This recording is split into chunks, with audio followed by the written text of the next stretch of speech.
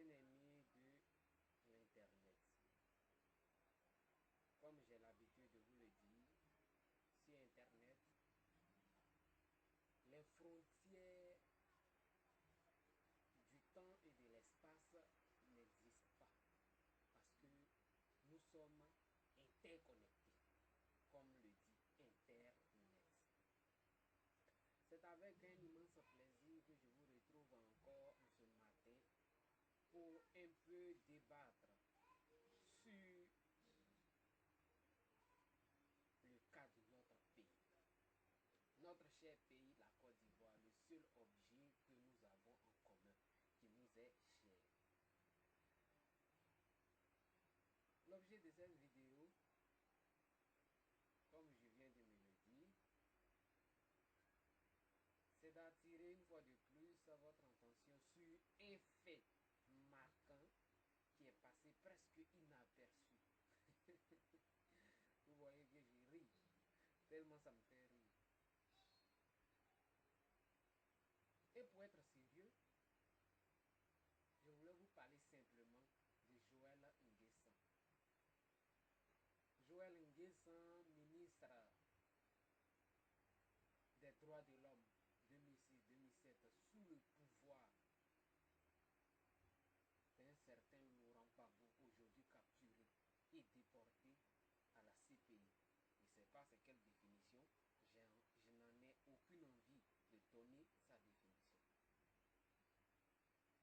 Voyez-vous, Joël Nguessan est allé à la CPI pour témoigner contre le président Gbagbo. Qu'est-ce qui est passé? Qu'est-ce qui s'est passé? Qu'est-ce qui s'est déroulé dans sa tête? Je n'en ai aucune idée. Moi, simplement, ce que je veux faire, c'est de vous donner ma part de mon analyse à moi. Ça n'engage que moi seul. Si vous voulez partager cela, peu importe. Si vous ne voulez pas aussi partager, je préfère que vous me fassiez des critiques. Joël Nguessan a témoigné contre Gbagbo 4 jours durant. 2 jours presque pour l'accusation, 2 jours presque pour les deux groupes de la défense. Qu'est-ce qu'on a remarqué au cours de ce témoignage? Personnellement, moi, qu'est-ce que j'ai remarqué? J'ai remarqué que dans tout le témoignage de Joël Nguessan, il y a quelque part une part de vérité. Parce que tout ce qu'il a expliqué, c'est lui qui l'a vécu.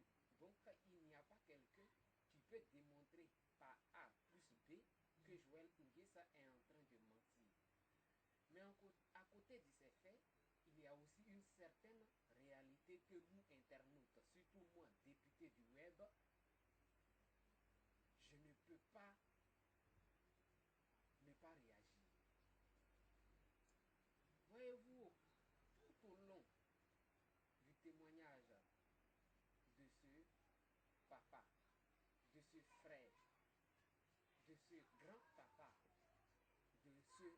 de cet oncle, nous avons constaté des propos remplis de haine. Et cela ne m'étonne pas. Moi, je peux déduire de cela que c'est à l'image de la Côte d'Ivoire d'aujourd'hui que nous vivons. C'est mon analyse à moi. Des propos qui n'étonnent pas la majeure partie de ceux à qui je suis en train de m'adresser. Parce que moi, sérieusement, je m'interroge. Je m'interroge sur l'impact qu'a eu la réconciliation sur l'ensemble des Ivoiriens. Parce que quand j'écoute le ministre Joël Nguessan, j'ai l'impression que nous sommes à la veille du 11 avril, c'est-à-dire que aucun acte n'a été encore posé pour essayer de pousser des pions pour aller vers la réconciliation. Je n'ai pas dit qu'il a donné sa part de vérité, c'est très mauvais. Je suis en train de dire que dans sa façon d'exprimer les faits qu'il a vécu, il y a la haine. Pas seulement la politique, mais la haine de l'être humain dans ses propos. Franchement, la Côte d'Ivoire n'a pas besoin de ça. Il a expliqué en long et en large les faits historiques dont personne ne peut témoigner. Des charniers de tous ces nombreux morts de nos frères, qu'ils soient du nord, qu'ils soient de l'ouest. Moi, je suppose qu'au cours d'une marche, quand des personnes sont tombées, on ne peut pas dire que ces personnes sont essentiellement issues du nord, parce que j'ai la certitude que tous les militants du RDR ne sont pas seulement que des nordistes. J'ai cette certitude-là.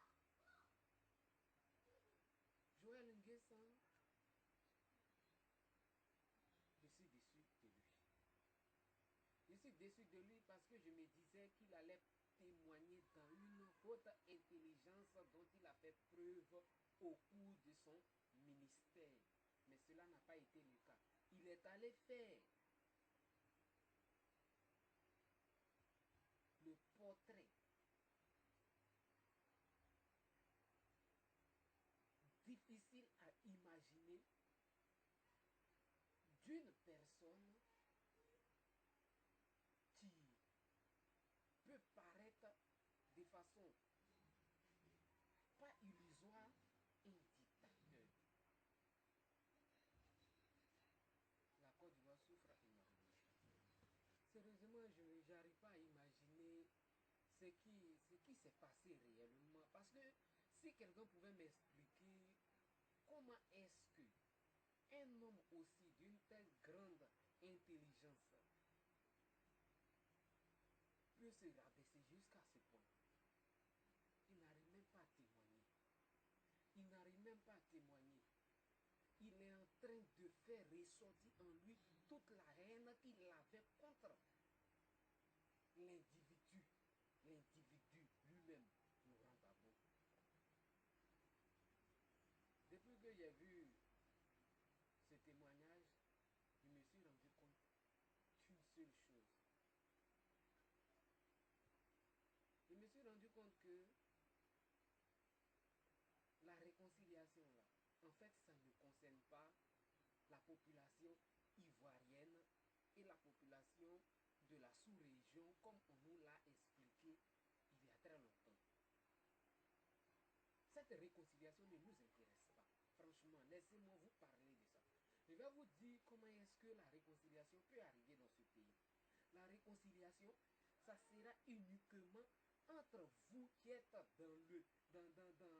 au cœur du pouvoir, vous-même, entre vous les politiciens, qui, je ne sais pas, courtiser le même fauteuil là, c'est vous ces députés, ces maires, ces ministres, ces anciens ministres, ces présidents de partis politiques, c'est vous qui êtes en parlable, c'est vous qui êtes en guerre, ce n'est pas nous le peuple. Ce n'est pas nous le peuple. Il nous fait croire que Laurent Gbagbo serait son beau, que serait, comme on appelle, comme on appelle le gendre de son fils, je ne sais encore quoi. Sérieusement, prenez-nous au sérieux. Je suis déçu, hein, je suis déçu. Moi, dans mon quartier, quand j'étais au collège, tous mes amis, je dis bien tous mes amis, sont uniquement des bébés, des Djioula, surtout des Odieneka. Vous-même, vous voyez mon accoutrement, vous allez penser que je suis un musulman, pourtant je ne le suis pas. Les Ivoiriens du Nord, les Ivoiriens du Sud, il n'y a pas tous ces conneries que vous êtes en train de rencontrer, ce scénario, cette mascarade, cet embobinement. Vous les politiciens, vous êtes mauvais. très très mauvais, vous êtes rempli de haine, vous divisez le peuple. Qu'est-ce que vous voulez gagner au juste? Dites-nous, dites-nous. Depuis que vous bouffez l'argent entre vous, là, est-ce que vous avez une fois vu un Ivoirien, qu'il soit du nord ou qu'il soit du sud, aller à la présidence pour dire que non, on a l'impression que l'argent ne va pas dans... Vous nous taxez dans tous les sens. Vous bouffez l'argent, on ne se plaint pas. Asseyez-vous comme vous le faites habituellement et puis mangez, arrêtez de nous distraire. Nous, on veut étudier, on veut des emplois. On ne veut pas ces comportements d'animaux que vous avez. Si vous voulez vous entretuer là, entretuez-vous. Ne vous mêlez pas. En tout cas, moi, à partir d'aujourd'hui, je croise mon frère Doula, je croise mon frère Bété, je croise mon frère Guéré. Plus jamais je vais lui parler de politique. Parce que quand je vois les propos qu'a tenu un certain Joël Nguessan devant le tribunal pénal de la Cour internationale, j'ai eu mal à la tête.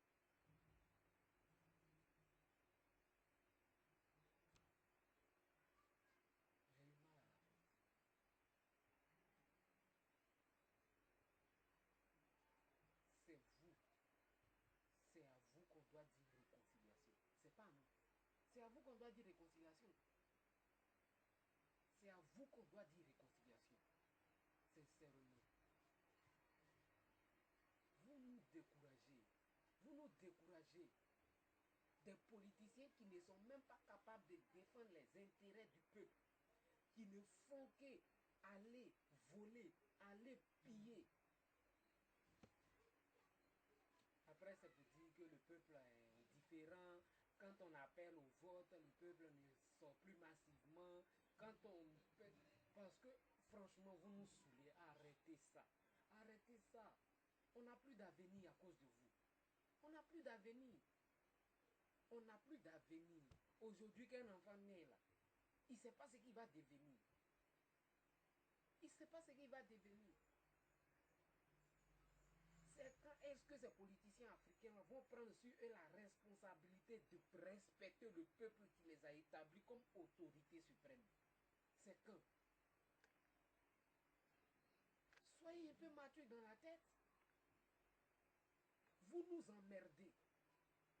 Vous nous divisez à longueur de journée. Tout là contre BT. Musulmans contre chrétiens. Mon cul. C'est LMP contre RHDP. C'est pas musulman contre BT. C'est PDCI contre FPI. C'est jamais nos 10 contre sur 10. Dites-nous la vérité. Dites-nous la vérité. Les gens meurent. Il n'y a pas de médicaments. Les gens meurent parce qu'il y a la famine. Des gens vont dans la rue parce que leurs parents n'arrivent plus à payer les études. Et vous, vos enfants se promènent dans les plus grandes capitales du monde entier. Vous venez nous embrouiller avec vos histoires de programmes politiques, avec vos histoires de réconciliation, avec vos histoires comme on appelle, il y a justice à un pied. Arrêtez ça, je vous demande pardon, arrêtez ça. La jeunesse africaine n'a plus besoin de ça. Joël Nguessan, tu es ridicule. C'est-à-dire, tu es allé à la Cour pénale internationale, pas maintenant comme un témoin. Un témoin. Tu n'étais plus dans la peau d'un témoin, tu étais dans la peau d'un politicien qui stigmatise le parti d'en face. Comme le disaient les autres, il n'y a rien en face. C'est ce que tu allais faire. L'accusation te pose des questions. Tu rentres dans les détails, les couloirs, les pistes, les champs, les fenêtres.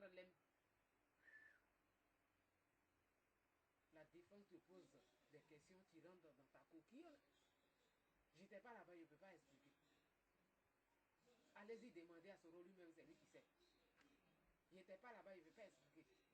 Mais comme moi, je n'étais pas à une réunion où vous voulez que j'explique quelque chose où je n'étais pas.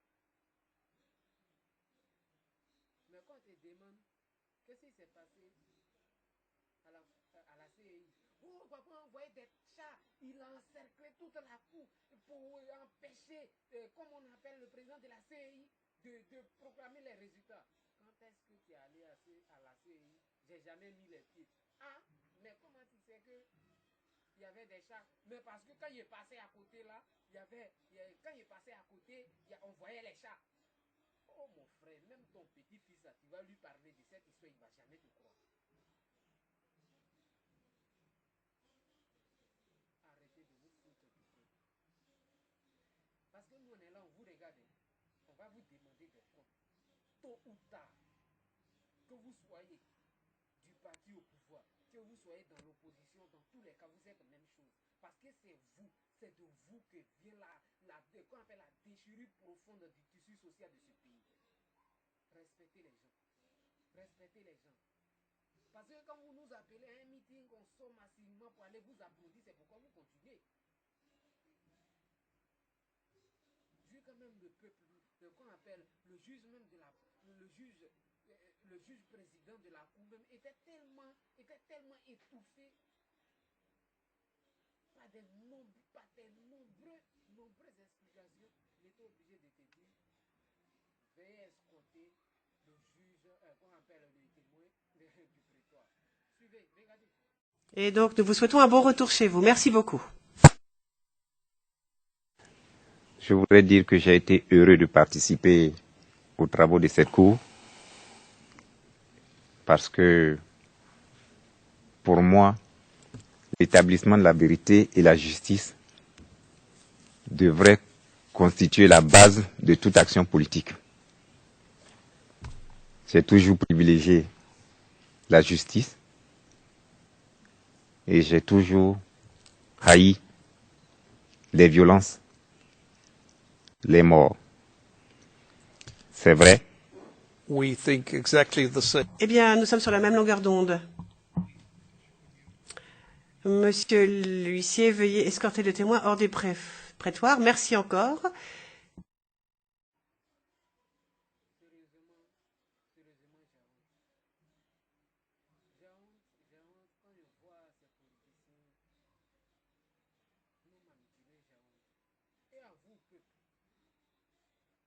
Peuple africain et en particulier peuple ivoirien, je vous demande pardon. Arrêtez de mener la guerre sur Facebook. Arrêtez de mener la guerre sur YouTube. Arrêtez de mener la guerre dans les quartiers. Arrêtez de dire que lui là c'est pas un musulman. Arrêtez de dire que lui là c'est pas un djoula. Arrêtez de dire que lui là c'est pas un BT. Arrêtez de dire que lui là c'est pas un FPI. Parce qu'au fin fond, quand on fouille dans tout ça, les vraies victimes là, c'est vous. Et quand il y a la guerre, eux on les prend et on les envoie dans les pays et on les met dans les maisons, on dit qu'ils sont en prison. Essayez de comprendre que tous ces combines que les politiciens sont en train de mettre en marche, en pratique, ça ne doit pas nous concerner. Ça ne doit pas nous concerner. Il faut qu'on comprenne, il faut qu'on arrive à comprendre. Parce que si on n'arrive pas à comprendre, nous-mêmes, les politiciens auront toujours le dessus sur nous. Ils vont toujours nous manipuler à leur fait. Ils vont toujours nous détruire, rien que pour que eux ils deviennent quelque chose. Parce que vous, les parents, vos enfants, quand vous les mettez au monde, il n'y a pas de l'argent parce que le pays ne va pas bien. Il n'y a pas d'argent pour que vous puissiez les mettre à l'école. Du coup, quand ces mêmes politiciens qui vous ont longtemps manipulé, divisé, ce sont encore leurs enfants qui vont venir manipuler, diviser vous-même vos enfants. Je vous demande pardon. Essayez de voir ce côté. À partir d'aujourd'hui, toi qui écoutes ma vidéo, si tu sors, la première des choses, c'est de faire à tout à ton frère de tout. La première des choses, c'est de faire à tout à ton frère Baoulé. La première des choses, c'est de faire à tout à ton frère Djoula du Nord. La première des choses, c'est de faire à tous ceux qui ont un intérêt commun dans ce pays. Car la Côte d'Ivoire, il n'y en a pas deux. La Côte d'Ivoire, il n'y en a pas deux. Si toi, Ivoirien, tu quittes aujourd'hui ici, tu t'en vas au Ghana, tu t'en vas en Guinée, ils vont te dire que tu es étranger. Parce que tu n'es pas guinéen ni ghanéen. Ton seul objectif doit te coûter cher, c'est ce pays. Et si nous nous divisons, je vous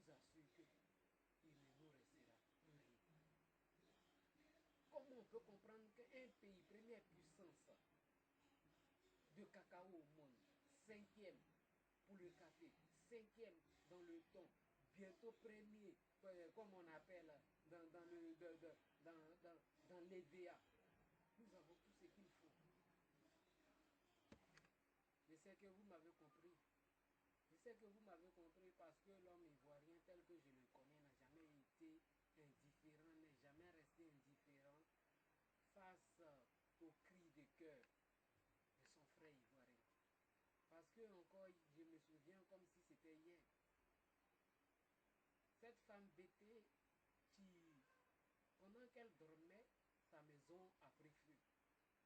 Du coup, son voisin qui était à 2 maisons de chez elle s'est levé nuitamment, commencé à chercher les seaux d'eau pour venir la secourir. C'est ça que je connais. C'est en ça que je reconnais l'Ivoirien. Je sais que l'Ivoirien, dans son fond intérieur, n'a jamais été mauvais. Je suis allé un jour à Katiol, je quittais à Boaké. Et je ne sais pas dans quel coup je me suis retrouvé à Katiola. On devait dormir quelque part. On s'est trouvé que voici un monsieur Sénoufou. Il nous demande, vous êtes de quelle ethnie? On a même dit notre ethnie. Il dit non, ça va. Vous êtes des Ivoiriens. Il a fait descendre ses enfants. Dormir. La même nuit que nous sommes arrivés là, sa femme a préparé de quoi manger pour que nous puissions manger parce que quand il nous a demandé, on a dit que depuis, on ne sait pas comment on s'est fait, mais on s'est perdu. Le matin, on se réveille et nous avons un billet de 10 000 francs pour payer notre transport. Le monsieur, là, plus jamais je vais l'oublier. Pourtant, je ne suis pas son parent. De la manière Joël Nguessan est avec Baboula, je ne suis même pas comme ça avec lui. Mais quand même, il m'a donné un billet de 10 000 francs. Voyez-vous même. Donc, je vous demande pardon. Je sais que vous allez suivre mon message. C'était le député du web. Je salue tous ceux qui vont regarder cette vidéo, tous ceux qui vont commenter en bien comme en mal cette vidéo. Tout mon salut tend vers vous. Nous sommes en fin de carême, donc bon fin de jeûne. Je vous remercie pour tout ce que vous faites pour la Côte d'Ivoire. Je vous remercie pour tout ce que vous faites pour votre voisin proche. Pas seulement pour votre frère qui est au village et vous êtes quelque part, je ne sais pas où. Mais pour votre voisin proche qui n'est même pas